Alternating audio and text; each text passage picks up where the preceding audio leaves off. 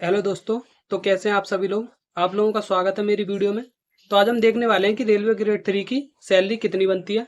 साथ ही हम बात करेंगे कि जब आपकी ट्रेनिंग होती है तो ट्रेनिंग पर आपको कितनी सैलरी मिलती है, ट्रेनिंग कंप्लीट होने के बाद आपको कितनी सैलरी मिलेगी, सैलरी के साथ साथ आपको कितने टाइप के अलाउंसेज मिलते हैं, क्या क्या आपको बेनिफिट्स मिलते हैं। साथ ही हम बात करेंगे कि किसको इंसेंटिव मिलता है और किसको टीए यानी ट्रेवलिंग अलाउंस मिलता है, और रेलवे की तरफ से आपको क्या क्या फैसिलिटीज मिलती हैं, आज हम उन पर बात करेंगे। ऐसी ही इंफॉर्मेटिव वीडियोज के लिए मेरे चैनल को सब्सक्राइब कर दीजिए और वीडियो को लाइक कर दीजिए। यहाँ देखिए 97.5% मेरे भाई हैं जिन्होंने अभी तक चैनल को सब्सक्राइब नहीं किया है और वीडियोज को देखते हैं। अगर आप भी मेरी वीडियोज को देख रहे हैं और चैनल को अभी सब्सक्राइब नहीं किया है तो चैनल को सब्सक्राइब कर दीजिए और वीडियो को लाइक कर दीजिए। आप सभी जो रेलवे के सिलेक्टेड स्टूडेंट हैं वो बहुत सारे व्हाट्सएप के ग्रुप वगैरह में जुड़े होते हैं, इसलिए मेरे वीडियोज को जो है ग्रुप में भी शेयर कर सकते हैं। और ऐसे ही अपने चैनल पर मैंने रेलवे टेक्नीशियन ग्रेड 3 के ज्वाइनिंग लेटर के संबंध में और गोरखपुर का ज्वाइनिंग लेटर वाली जो वीडियो है, ज्वाइनिंग लेटर का जो 19 पेज दिखाया है वो वाली वीडियो है, मैंने कई सारी वीडियो बनाई है, आप उनको जाकर देख सकते हैं। ठीक है, तो चलिए शुरू करते हैं। जो रेलवे टेक्नीशियन ग्रेड 3 की जो पोस्ट है, यहाँ पर आपको लेवल 2 का पे स्केल मिलता है, यानी कि आपका जो बेसिक पे है वो 19,900 रुपये रहता है। और यहाँ पर आपको 6 महीने की ट्रेनिंग करनी होती है। तो जैसे ही आप लोग ज्वाइनिंग करोगे तो आप लोगों को ट्रेनिंग के लिए भेज दिया जाएगा। ट्रेनिंग के टाइम पर आपको सिर्फ बेसिक पे और डीए यानी डियरेंस अलाउंस मिलता है, यानी सिर्फ महंगाई भत्ता ही मिलता है। तो जिस टाइम पर आप ज्वाइनिंग करते हैं तो जिस टाइम पर उतना उस टाइम पर जितना महंगाई भत्ता होता है उसी के हिसाब से आपकी सैलरी बनेगी। तो आप लोगों के ज्वाइनिंग लेटर जो है अगस्त में आना, या फिर जो है हो सकता है जुलाई में हो जाए, तो जुलाई या अगस्त में आप लोगों की ज्वाइनिंग शुरू हो जाएगी। तो फिलहाल जो डी है वो 55% है, तो उसी के हिसाब से आपकी सैलरी बनने वाली है। ये जो है ट्रेनिंग के टाइम की सैलरी स्लिप है। जब हम ट्रेनिंग पर जाते हैं तो कितनी सैलरी मिलती है, तो आप इसमें देख सकते हैं कि इनका नेम, डिजाइनेशन और डिपार्टमेंट ये सब लिखा हुआ है। इनका जो बेसिक पे है वो 19,900 है और डीए जो वो 10,547 रुपये इनको मिला है। और कुछ इसमें टैक्स भी कटते हैं, तो जो प्रोफेशनल टैक्स है वो 208 रुपये का कटा है, और काटने के बाद इनकी जो सैलरी है वो 30,447 रुपये बनी है। तो अच्छी खासा अमाउंट इनको मिलने वाला है। तो ये जो डीए है वो 53% के हिसाब से है। तो आज आप लोगों की जो महंगाई भत्ता है वो 55% के हिसाब से मिलेगा, और आप लोगों की सैलरी में जो थोड़ा सा मामूली सी डिफरेंस देखने को मिलेगा। मतलब आपकी थोड़ी सी सैलरी जो है बड़ी हुई आएगी। इसमें जो है टैक्स कटने के बाद ये जो बनी हुई है। ठीक है, और बात करें ट्रेनिंग पर रहने खाने की, तो ट्रेनिंग पर रहने के लिए जिस भी डिवीजन में अरेंजमेंट होता है तो वो डिवीजन जो है रहने के लिए आपको दे देता है, और नहीं होता है तो आपको नहीं मिलता है। ये जो है एबिलिटी जो है वो डिवीजन के ऊपर डिपेंड करती है कि आपको रहने के लिए मिलेगा या नहीं मिलेगा, रहने की सुविधा है या नहीं है। वहाँ आप लोगों को वैसे कुछ नहीं मिलता है, आपको ना खाने पीने की कोई सुविधा मिलती है, और आपको रहने और खाने की जो है वो खुद सुविधा करनी पड़ती है। अब बात करें आफ्टर ट्रेनिंग की, तो ट्रेनिंग के बाद आपको एक स्टेशन अलॉट कर दिया जाता है, और जिसके बाद आपकी जो सैलरी है उसमें बेसिक पे, डीए यानी डियरेंस अलाउंस महंगाई भत्ता, एचआरए यानी हाउस रेंट अलाउंस, टीएफटी मतलब ट्रांसपोर्ट अलाउंस, एनएचए मतलब national holiday allowance, night allowance और कुछ अन्य अलाउंस भी मिलते हैं।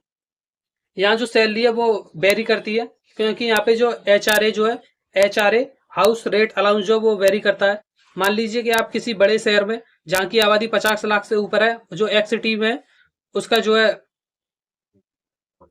डीए जो है वो 30% के हिसाब से बेसिक पे का 30% आपको मिलेगा, तो इस आपकी सैलरी जो है ज्यादा मिलेगी। अगर आपकी जो है आप ऐसे सिटी में अलॉट कर दिए जाते हैं जहाँ की पॉपुलेशन 5 लाख से कम है, तो वहां जो है बेसिक पे का 10% ही आपको मिलेगा। तो जो सैलरी है वो वेरी करती है। अगर मान लीजिए आपकी पोस्टिंग किसी बड़े शहर में हो जाती है तो एचआरए ज्यादा मिलता है, जिससे आपकी सैलरी ज्यादा बन जाती है। और अगर किसी छोटे शहर, गांव या कस्बे या फिर छोटे स्टेशन पर हो जाती है तो वहां आपकी सैलरी कम बनती है। ठीक है, और जैसे कि बात करें एनएचए की, नेशनल हॉलीडे की, तो नेशनल हॉलीडे का मतलब है जैसे कि आप किसी जो नेशनल हॉलीडे होते हैं उन पर आप वर्क में रहते हैं तो आपको नेशनल हॉलीडे अलाउंस भी मिलता है, वो आपकी सैलरी में जुड़ जाता है। और बात करें नाइट अलाउंस की, अगर आप लोग नाइट में वर्क करते हैं तो आप लोगों का नाइट अलाउंस भी जुड़ता है, और साथ ही आपको ट्रांसपोर्ट अलाउंस भी मिलता है, और कुछ अन्य अलाउंसेस भी हैं जो आपको मिलते हैं। ठीक है, और अब बात करते हैं, एक अलाउंस होता है ट्रैवलिंग अलाउंस, और एक होता है इंसेंटिव। किसे ट्रैवलिंग अलाउंस मिलता है और किसे इंसेंटिव मिलता है। ठीक है, तो जो ओपन लाइन की जितनी भी पोस्ट हैं उसमें आप सभी को ट्रैवलिंग करना पड़ता है, मतलब एक स्टेशन से दूसरे स्टेशन जाना पड़ता है, इसलिए आप लोगों को ट्रैवलिंग अलाउंस मिलता है। इसलिए जो ओपन लाइन की सैलरी है वो थोड़ी सी ज़्यादा बनती है जो वर्कशॉप वाले होते हैं उनकी अपेक्षा में। और दूसरा बात करें इंसेंटिव की, तो इंसेंटिव की जितनी भी पोस्ट हैं जिनकी पोस्टिंग वर्कशॉप, कोच फैक्ट्री या फिर प्रोडक्शन यूनिट वगैरह में होती है, उनको इंसेंटिव मिल सकता है और नहीं भी मिल सकता, इसलिए उनकी सैलरी थोड़ा कम बनती है ओपन लाइन की अपेक्षा। और बात करें कितनी बनती है, तो जैसे कि बात करें, ये जो सैलरी स्लिप है वो नवंबर 2024 की है, सॉरी नवंबर 2024 की है।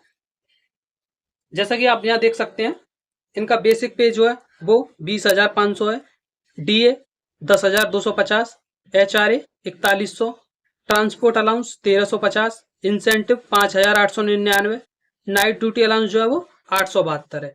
ठीक है, और इनमें कुछ जो है रिकवरीज भी होती हैं, जैसे कि इनकी एम्प्लॉइज इंश्योरेंस स्कीम में 30 रुपये कटे हैं, न्यू पेंशन स्कीम में इनके 3,075 रुपये कटे हैं, JCB और CDD में इनके 1,200 रुपये का रिडक्शन हुआ है। टोटल जो इनका रिडक्शन है वो 4,305 रुपये का हुआ है, और इसके रिडक्शन के बाद जो फाइनल जो इनकी सैलरी बनी है वो 38,666 रुपये बनी है। ये जो सैलरी स्लिप है वो 2024 की सैलरी स्लिप है। जब आप लोग 2026 में ट्रेनिंग के बाद जॉब करने लगेंगे तो काफ़ी सारे इंक्रीमेंट लग चुके होंगे, और आपकी सैलरी जो 38 से 40 के आसपास आपकी सैलरी बन चुकी होगी, और जो आपके अकाउंट में आने लगी होगी। ट्रेनिंग के बाद आपको 38-40 के आसपास सैलरी मिलने वाली है, और बहुत सारी सुविधाएं भी मिलने वाली हैं। तो रेलवे में आपको कौन कौन सी सुविधाएं मिलती हैं उसकी बात हम नेक्स्ट वीडियो में करेंगे।